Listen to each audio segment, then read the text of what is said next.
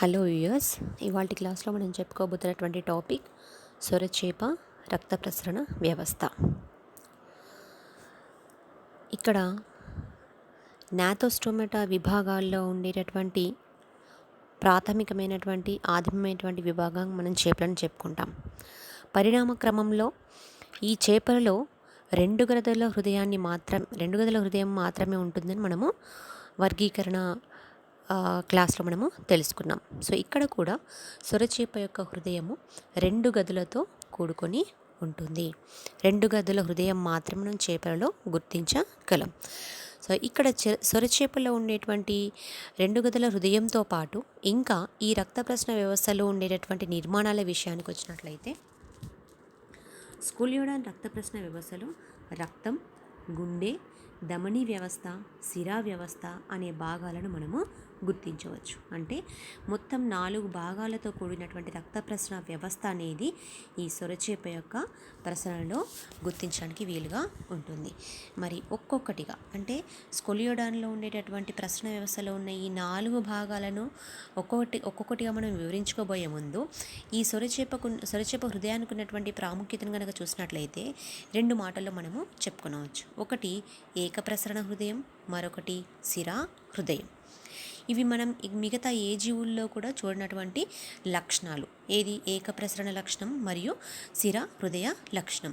మరేంటి ఏక ప్రసరణ అంటే, సో ఇక్కడ ఆదిమ స్థానంలో ఉండేటువంటి నాథోస్టోమేటన్స్ కాబట్టి దీంట్లో పరిణామక్రమం అనేది ఆదిమ స్థానంలోనే ఉండిపోయింది.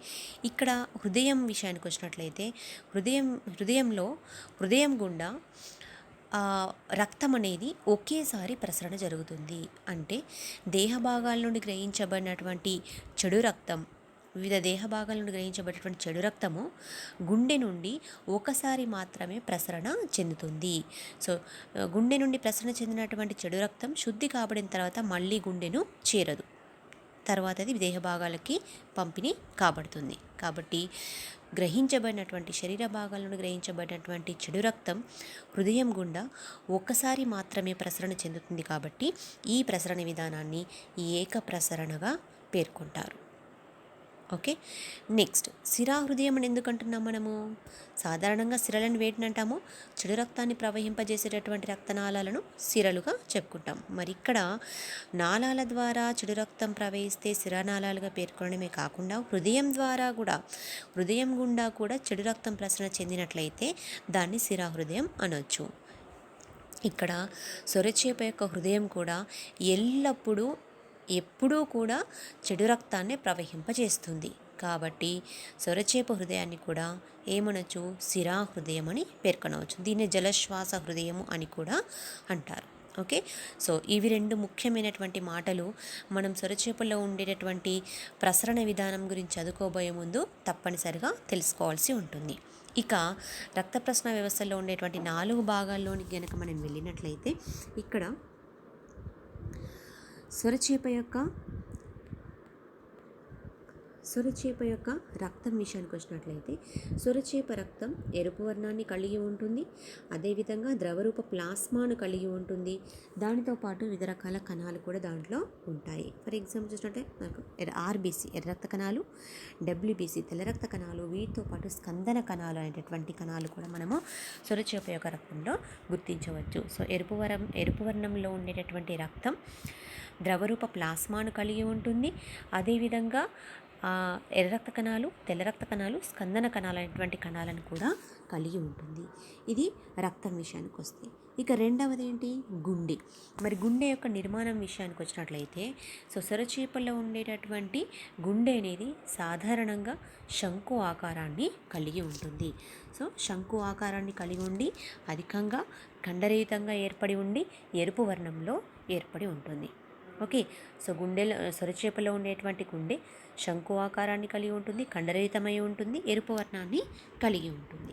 ఇక్కడ గుండె అనేది దేహం యొక్క ముందు భాగంలో మొప్పలకు వెనుకగా, మొప్పలు ఎక్కడ ఉంటాయని చెప్పుకున్నాం మనము? గ్రసనీరు పార్శ్వాలలో మొప్పలు ఏర్పడి ఉంటాయని చెప్పుకున్నాం. సో ఈ మొప్పలు ఏర్పడి ఉండేటువంటి గ్రసనీ ప్రాంతానికి ఉదరతలంలో, దేహానికి ముందు ప్రాంతంలో ఈ గుండె ఎస్ ఆకారంలో ఏర్పడి ఉంటుంది. సో ఎస్ ఆకారంలో ఏర్పడి ఉండేటటువంటి గుండె గొట్టం మాదిరిగా వంగి ఉంటుంది. గొట్టం మాదిరిగా వంగి ఉన్న ఎస్ ఆకారపు గుండెను మనము గుర్తించవచ్చు. ఇక గుండెలో కేవలం 2 గదులు మాత్రమే ఉంటాయి.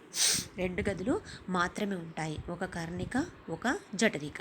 అయితే ఈ కర్ణిక జఠరికకు అనుబంధంగా దేహ భాగాల నుండి రక్తాన్ని గ్రహించడానికి ప్లస్ గుండె నుండి రక్తాన్ని ముందుకు పంపిణీ చేయడానికి అదనంగా 2 గదులు కూడా ఉంటాయి. అవి ఏమిటివంటే ఒకటి శిరాశయం, మరొకటి ధమని శంకు.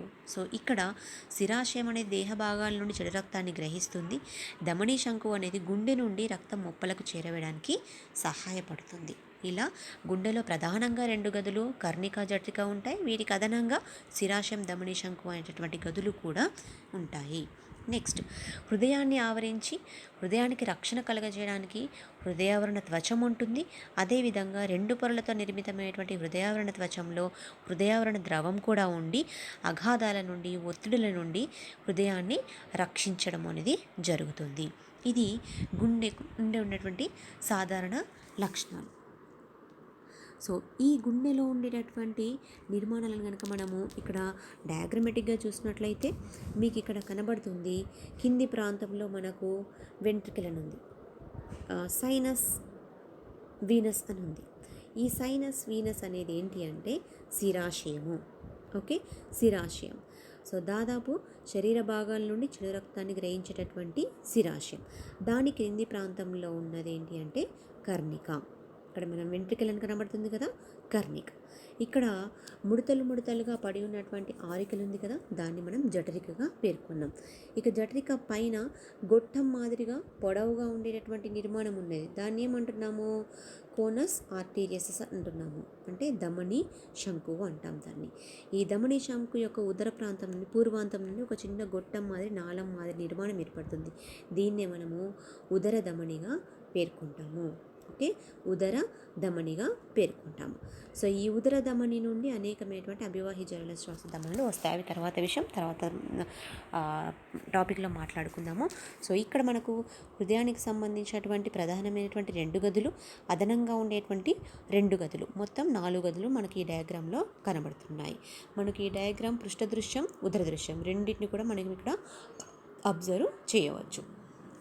ఇక్కడ కింది వైపున ఉన్నది అంటే ఈ త్రికోణాకారంలో ఉండి ఇరువైపులా గొట్టాల మాంటి నిర్మాణాలను కలిగి ఉన్నటువంటి నిర్మాణాన్ని మనము శిరాశయం అంటున్నాము. శిరాశయం కింద త్రికోణాకారంలో ఉండేటటువంటి దాన్ని కర్ణిక అంటున్నాము. శిరాశయం పై వైపున మనకు కనబడుతుంది. ఎలా ముడతలుగా ఉండేటటువంటి ఆరికి నిర్మాణం కనబడుతుంది. దాన్ని మనము జఠరిక ప్రాంతంగా పేర్కొంటాము. ఇది సొరచేప హృదయంలో అతిపెద్ద గది. అంటే మిగతా అన్ని గదుల కంటే కూడా పరిమాణంలో పెద్దగా ఉన్నటువంటి గది ఇది జఠరిక నిర్మాణం, మరియు ప్రధానమైనటువంటి గదిగా కూడా చెప్పుకుంటాం. ఇంకా దానిపైన ఉన్నది ధమని శంకువు. ఓకే, ఈ నిర్మాణాల గురించి అంటే గుండెలో ఉండేటటువంటి 4 గదుల గురించి క్షుణ్ణంగా మనము తెలుసుకుందాం. సో ఇక్కడ చూసినట్లయితే పార్శ్వంగా మనము గుండెను పరిశీలించినప్పుడు మనకు కనబడేటటువంటి నిర్మాణాలు. సో కింది వైపున ఉండేటటువంటి సైనస్, వీనసస్ అంటే శిరాశయంలోనికి తెరుచుకుంటున్నటువంటి వివిధ రకాల నాళ నిర్మాణాలు. అవేం నాళ నిర్మాణాలు అంటే తర్వాత మన టాపిక్లో వస్తుంది. సో ఇక్కడ శిరాశయంలోనికి దేహ భాగాల్లో వచ్చినటువంటి వివిధ రకాల నాళాలు మనం ఇక్కడ కనబడుతున్నాయి. ఓకే, సో 2 లేత బ్రౌనిష్ కలర్లో, మరి 2 ముదురు బ్రౌనిష్ కలర్లో మనకు 2 జతల నాళాలు ఇక్కడ కనబడుతున్నాయి. శిరాశయం తర్వాత యారో మార్క్ను అబ్జర్వ్ చేస్తూ మీరు చూస్తున్నట్లయితే శిరాశయం తర్వాత ఉన్నది ఇక్కడ ఏంటి మనకు కర్ణిక అండ్ జఠరిక అండ్ ధమని శంకువు. ఓకేనా, ఇక్కడ మనం జఠరిక చూసినట్లయితే జఠరిక అనేకమైనటువంటి కండరాలతో కూడుకొని ఉంది. ఓకే, అనేకమైనటువంటి కండరాలతో కూడుకొని ఉంది. ఇక నెక్స్ట్, ఈ హృదయం యొక్క అంతర్నిర్మాణాన్ని మనం అబ్జర్వ్ చేసినట్లయితే మీకు ఇక్కడ అంటే మనకి ఇందాక చూపించుకున్నటువంటి పిక్చర్లో మనము పృష్ఠ ఉదర దృశ్యంగా మనం గుండెని పరిశీలించినాం. ఇక్కడ మీరు అంతర్నిర్మాణాలతో సహా చూసినట్లయితే మనం మ్యాటర్ చూసుకుంటూ ఈ డయాగ్రామ్ను పరిశీలిద్దాం. సో మీకు ఇక్కడ అర్థమయ్యే ఉంటుంది. మనకి ఇక్కడ త్రికోణాకారంగా కనబడుతున్నదంతా కూడా ఏంటండి, ఇది కర్ణిక, ఓకే, కర్ణిక బ్యాక్ సైడ్ ఉన్నదంతా కూడా మనకు ఏది జఠరికగా చెప్పుకుంటున్నాము. మనకి ఇక్కడ శిరాశయం అనేది ఈ డయాగ్రామ్లో కనబడదు. శిరాశయం అనేది డయాగ్రామ్లో మనకు కనబడదు. సో ఇక జఠరిక పై వైపున ఉండేది ఏంటండి, జఠరిక పై ప్రాంతంలో ఉన్నదంతా కూడా ధమనీ శంకువు. ధమనీ శంకువు లోపల ఉండేటువంటి కవాటాలు, ధమనీ శంకువు నుండి ఏర్పడేటువంటి ఉదర ధమని. ఇక ఒక్కొక్క గుండెలో ఉండేటువంటి ఒక్కొక్క గది నిర్మాణాన్ని పరిశీలించినట్లయితే శిరాశయం, ముందుగా శిరాశయం. సో ఈ శిరాశయం అనేది త్రిభుజాకారంగా ఏర్పడి ఉంటుంది, పల్చని గోడలతో ఏర్పడి ఉంటుంది. సో ఇది హృదయావరణ కుహరపు ఆధార పీఠ భాగానికి అంటిపెట్టుకొని ఉంటుంది. హృదయావరణ కుహరం యొక్క ఆధారానికి అంటిపెట్టుకొని ఉంటుంది. దీని పార్శ్వాలలో 2 క్యువేరియన్ నాళాలు తెరుచుకుంటాయి. అదేవిధంగా పరాంతంలో కాలేసిరలు కూడా తెరుచుకుంటాయి. మరి క్యువేరియన్ నాళాలు అంటే ఏంటి? దేహ ప్రాంతంలో ఉన్నటువంటి వివిధ రకాల శిరానాళాలన్నీ కలిసి ఒక జత ఇరు పార్శ్వాల్లో ఉన్న క్యువేరియన్ నాళాలను ఏర్పరుస్తాయి. ఈ క్యువేరియన్ నాళాలు శిరాశయానికి ఇరు ప్రక్కల కూడా శిరాశయంలోనికి తెరుచుకుంటాయి. సో ఇవి కాకుండా కాలేయంలోనికి 2 కాలేయసిరలు కూడా తెరుచుకుంటాయి. మనము మొదటి డయాగ్రామ్లో చూసినాం. ఏంటి ఇక్కడ మీకు చూసినట్లయితే శిరాశయం అనేది ఏది సైనస్ వీనసస్ ఉంది కదా, ఆ సైనస్ వీనసస్కు 2 వైపులా కూడా గొట్టాల వంటి నిర్మాణాలు ఉన్నాయి. ఆ 2 వైపులా ఉన్న గొట్టాల వంటి నిర్మాణాలు ఏంటి అంటే క్యువేరియన్ నాళాలు. ఓకే, సో ఇక్కడ ఈ డయాగ్రామ్లో చూసినట్లయితే లేత గోధుమలో ఉన్నవి క్యువేరియన్ నాళాలు, ముదురు వర్ణంలో ఉన్నవి 2 కాలేయ శిరా నాళాలు. ఇలా దేహ భాగాల నుండి చెడు రక్తాన్ని గ్రహించేటటువంటి శిరానాళాలు కలిసి ఏర్పరిచేటువంటి క్యువేరియన్ నాళాలు 2, అదేవిధంగా కాలేయంలోనికి తెరుచుకునే కాలేయ శిరానాళాలు 2 ఈ శిరాశయంలోనికి తెరుచుకొని చెడు రక్తాన్ని కర్ణిక శిరాశయంలోనికి పంపిణీ చేయడం జరుగుతుంది. సో ఇలాంటి నిర్మాణంతో ఉన్నటువంటి శిరాశయం కర్ణికలోనికి శిరాకర్ణికా రంధ్రం, అంటే శిరాశయం తర్వాత ఉండేటువంటి ప్రాంతం ఏంటి, గది ఏంటి, కర్ణిక. ఈ కర్ణికలోనికి శిరాశయం శిరాకర్ణికా రంధ్రం ద్వారా తెరుచుకుంటుంది. శిరాశయం కర్ణికలోనికి తెరుచుకునే శిరాకర్ణికా రంధ్రం వద్ద ఒక 2 కవాటాలు ఉంటాయి. ఈ 2 కవాటాల యొక్క పని ఏంటంటే శిరాశయం నుండి రక్తం కర్ణికలోనికి వెళ్ళిన తర్వాత వ్యతిరేక ప్రవాహాన్ని నిరోధించడం వీటి యొక్క విధి. ఇది శిరాశయం యొక్క నిర్మాణం. నెక్స్ట్ కర్ణిక నిర్మాణానికి వచ్చినట్లయితే శిరాశయం తర్వాత ఉన్నటువంటి త్రిభుజాకారపు నిర్మాణమే శిరాశయం, కర్ణిక. ఓకే, శిరాశయం తర్వాత ఉన్నటువంటి గుండె గదిని మనము కర్ణికగా చెప్పుకుంటాం. ఇది కూడా త్రిభుజాకారంలో ఉండి శిరాశయం యొక్క పూర్వ భాగంలో జఠరిక పృష్ఠతలంలో ఏర్పడి ఉంటుంది. ఓకే, శిరాశయం పూర్వ భాగంలో జఠరిక పృష్ఠ భాగంలో అమర్చబడి ఉంటుంది. సో ఇది ఒక సంచి వంటి నిర్మాణంగా ఉండి దళసరి గోడలను కలిగి ఉంటుంది. శిరాశయం వల్ల పల్చగా కాకుండా దళసరిగా ఉండేటువంటి గోడలను కలిగి ఉంటుంది. సో ఈ కర్ణిక జఠరికలోనికి జఠరికా రంధ్రం ద్వారా తెరుచుకుంటుంది. జఠరికలోనికి జఠరికా రంధ్రం ద్వారా తెరుచుకుంటుంది. ఇక్కడ ఈ రంధ్రం వద్ద ద్విఅధర కవాటం అనేది ఏర్పడుతుంది. ఈ ద్విఅధర కవాటం యొక్క పని ఏంటి? జఠరికలోనికి వచ్చినటువంటి రక్తం తిరిగి మళ్ళీ కర్ణికలోనికి వ్యతిరేకంగా ప్రవహించకుండా ఈ ద్విఅధర కవాటం అనేది నిరోధిస్తూ ఉంటుందన్నమాట. ఇది కర్ణిక యొక్క నిర్మాణం. నెక్స్ట్ కర్ణిక తర్వాత ఉన్న గది జఠరిక నిర్మాణానికి వచ్చినట్లయితే జఠరిక ఈ 4 గదులలో, అంటే ప్రధానంగా ఉండేటువంటి కర్ణిక జఠరిక గదులు ప్లస్ అదనంగా ఉండేటువంటి శిరాశయం ధమనీ శంకులతో పోలిస్తే సొరచేప యొక్క గుండెలో ఈ జఠరిక అనేది ప్రధానమైనటువంటి గదిగా, ముఖ్యమైనటువంటి గదిగా సూచిస్తారు. వీటి యొక్క గోడలు చాలా దళసరిగా కండరయుతంగాను ఉంటాయి. అంటే మిగతా గదులతో పోలిస్తే జఠరిక యొక్క గదులు చాలా దళసరిగా ఉండి కండరయుతాలుగా ఏర్పడి ఉంటాయి. ఈ కండరయుతమైనటువంటి జఠరిక గోడల నుండి అనేకమైనటువంటి కండర పోగుల వంటి నిర్మాణాలు జఠరిక లోపలి ప్రాంతంలోనికి విస్తరించి ఉంటాయి. కాబట్టి జఠరిక లోపలి ప్రాంతం అంతా కూడా స్పంజికాయుతంగా ఉంటుంది. సో ఈ స్పంజికాయుతమైనటువంటి నిర్మాణం ద్వారా రక్తం అనేది సులభంగా వేగంగా ప్రవహించడానికి, బలంగా ముందుకు సాగడానికి ఉపయోగకరంగా ఉంటుంది. ఇక జఠరిక యొక్క ముందు ప్రాంతం పొడవైనటువంటి గొట్టం మాదిరిగా ఉన్న ధమనీ శంకువుగా ఏర్పడుతుంది. మరి ఆ ధమనీ శంకువు యొక్క నిర్మాణం ఎలా ఉంటుందో చూద్దాం. సో ధమనీ శంకువు అనేది గొట్టం వంటి నిర్మాణం.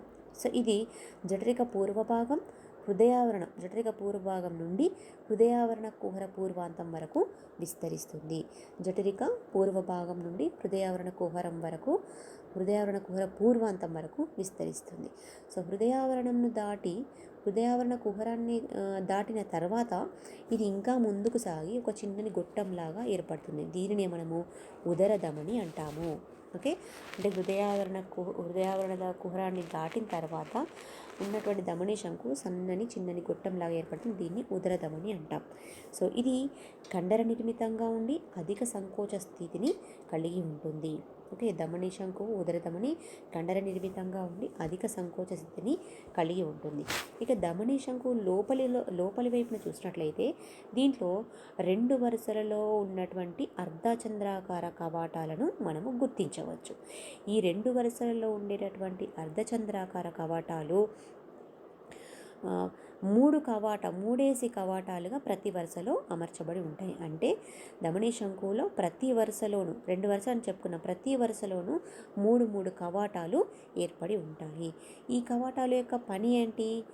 ఒకటే, గుండెలో ఎక్కడైనా కవాటాలు ఏర్పడి ఉంటున్నాయి అంటే అవి వ్యతిరేక రక్త ప్రసరణ విధానాన్ని నిరోధించే నిర్మాణాలుగా ఉంటాయని మీరు గుర్తుకుంచుకోండి. ఓకే, ఇక్కడ ఈ 2 వరుసలలో ఉండేటువంటి 3 కవాటాలు కూడా ఒకటి పృష్ఠభాగంలో అమర్చబడి ఉంటుంది, మిగతా 2 పార్శ్వంగా ఏర్పడి ఉంటాయి. ఇవి ధమని శంకువుల్లో ఉండేటటువంటి అర్ధచంద్రాకార కవాటాలు.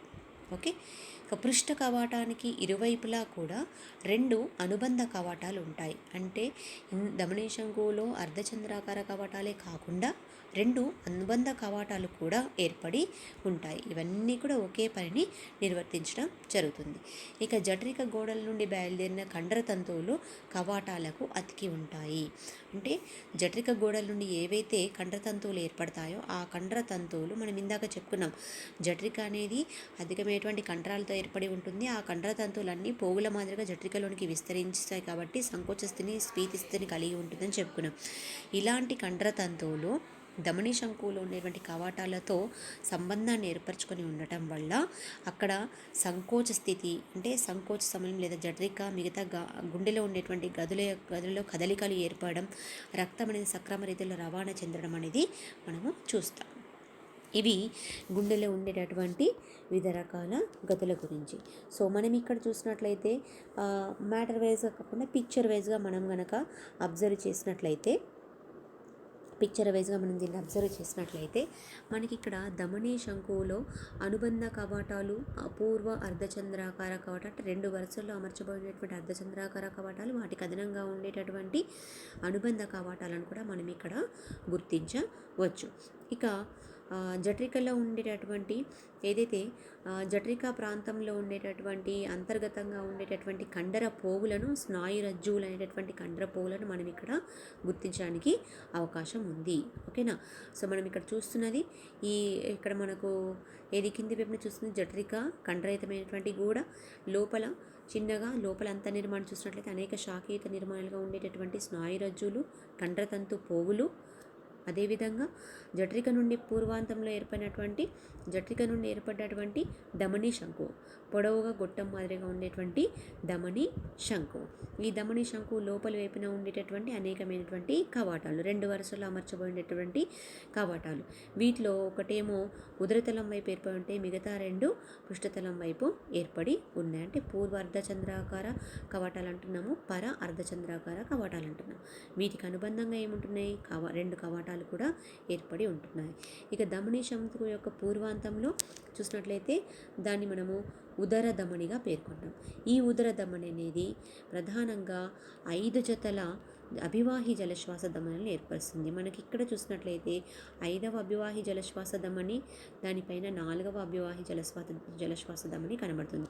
ఇంకా ముందుకు అంటే కాంటికా చాపం వరకు ప్రయాణించేటటువంటి సమయంలో అది మిగతా 3 జతల అభివాహి ధమని నాళాలను కూడా ఏర్పరుస్తుంది.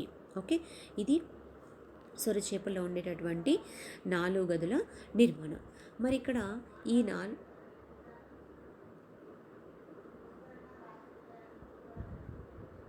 ఈ 4 గదుల హృదయంతో కూడుకున్నటువంటి గుండె ఏ విధంగా పనిచేస్తుంది అన్న విషయాన్ని కనుక వచ్చినట్లయితే మనకు గుండె పనిచేసే విధానంలో మొదటగా ఏమవుతుంది, వివిధ దేహ ప్రాంతాల నుండి చెడు రక్తాన్ని గ్రహించినటువంటి శిరాశయం అనేది ఎక్కడి నుండి, శిరాశయం కాలేయసిరలు రెండూ కూడా చెడు రక్తాన్ని వివిధ దేహ భాగాల నుండి, వివిధ శరీర భాగాల నుండి గ్రహించి దానిని కర్ణికలోనికి పంపింపజేస్తాయి. ఇక్కడ కర్ణికలోనికి అంటే ఎప్పుడైతే శిరాశయం రక్తంతో నింపబడుతుందో అప్పుడు శిరాశయం యొక్క గోడలు సంకోచం చెంది అందులో ఉండేటువంటి రక్తాన్ని శిరాకర్ణిక రంధ్రం ద్వారా దేంట్లోకి కర్ణికలోనికి ప్రవేశింపజేస్తాయి, కర్ణికలోనికి సరఫరా చేస్తాయి. ఫలితంగా కర్ణికలోనికి చెడు రక్తం వచ్చి చేరుతుంది. ఎప్పుడైతే కర్ణికల్లోనికి రక్తం వచ్చి కర్ణిక పూర్తిగా నిండుతుందో అప్పుడు కర్ణిక గోడలు కూడా సంకోచ తరంగాలను అందుకొని సంకోచం చెంది దాన్ని అంటే ఆ కర్ణికలో ఉండేటటువంటి రక్తాన్ని బలంగా ముందుకు నెడతాయి సంకోచం మూలంగా. దేని ద్వారా మరి కర్ణిక గోడలు సంకోచం చెంది బలంగా ఆ రక్తం పైన పీడనాన్ని కలగజేయడం వల్ల కర్ణికా జఠరిక రంధ్రం ద్వారా కర్ణికలో ఉండేటువంటి రక్తం జఠరికల్లోనికి ప్రవేశిస్తుంది. సో ఈ డయాగ్రామ్ని మనం చూసినట్లయితే కర్ణిక నుండి రక్తం శిరాశయం నుండి కర్ణికలోనికి, కర్ణిక నుండి జఠరికలోనికి ప్రవేశిస్తుంది. సో జఠరికలో ఉన్నటువంటి రక్తం తర్వాత మళ్ళీ ధమనీ శంకులోనికి ప్రయాణం కొనసాగిస్తుంది. సో ఇక్కడ అంటే ఈ జఠరికల్లో ఉండేటటువంటి ఏదైతే ఇది కర్ణికా జఠరికం, కర్ణిక నుండి రక్తం జఠరికలోనికి వచ్చేటటువంటి సమయంలో ఏముంటుంది అనుకున్నాం మనం, అక్కడ కర్ణికా జఠరిక రంధ్రం వద్ద అదర కవాటం ఉంటుందని చెప్పుకున్నాం. ఇది ఏం చేస్తుంది, జఠరికలోనికి వచ్చినటువంటి రక్తం మళ్ళీ తిరిగి వెనక్కి వెళ్లకుండా కాపాడుతుంది. నెక్స్ట్ చెడు రక్తం కర్ణిక నుండి జఠరికలోనికి వచ్చిన తర్వాత జఠరిక కూడా పూర్తిగా సంకోచ తరంగాలను ఏర్పరుస్తుంది. అలా జఠరిక సంకోచం జరగడం వల్ల రక్తం అనేది బలంగా ధమనీ శంకులోనికి ప్రవేశిస్తుంది. ఇలా ధమనీ శంకులోనికి ప్రవేశించినటువంటి రక్తం ధమనీ శంకులో ఉండేటువంటి అర్ధచంద్రాకార కవటాల సహాయం చేత వ్యతిరేకంగా ప్రవహించకుండా అక్కడ నిరోధించబడుతుంది. ఇలా ధమనీ శంకులోనికి చేరినటువంటి రక్తం ఉదర ధమనిలోనికి ప్రయాణిస్తుంది. ఉదర ధమనిలోనికి ప్రయాణించినటువంటి రక్తం ఉదర ధమని నుండి ఏర్పడినటువంటి 5 జతల అభివాహి జలశ్వాస ధమనుల ద్వారా ఇక్కడికి మొప్పలకు చేర్చబడుతుంది.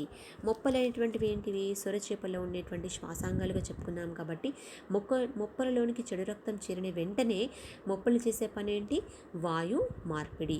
సో మొప్పలో శ్వాసక్రియ జరపబడి వాయు మార్పిడి జరపబడి చెడు రక్తం అనేది శుద్ధి కాబడుతుంది. అంటే చెడు రక్తంలో ఉండేటువంటి కార్బన్ డైఆక్సైడ్ తొలగించబడి ఆక్సిజన్ అనేది చేర్చబడుతుంది. ఇలా ఆక్సిజన్తో కూడినటువంటి రక్తం, సొరచేపలో ఆక్సిజన్తో కూడుకున్నటువంటి రక్తం అపవాహి జలశ్వాస ధమనుల ద్వారా పృష్ఠమహాధమనిలోనికి, అపవాహి జలశ్వాస ధమనుల ద్వారా మొదట పృష్ఠమహాధమనిలోనికి ప్రవేశించి అక్కడి నుండి వివిధ శరీర భాగాలకు వివిధ రకాల ధమనీ నాళాల ద్వారా ప్రవేశించడం, సరఫరా కావడం అనేది జరుగుతుంది.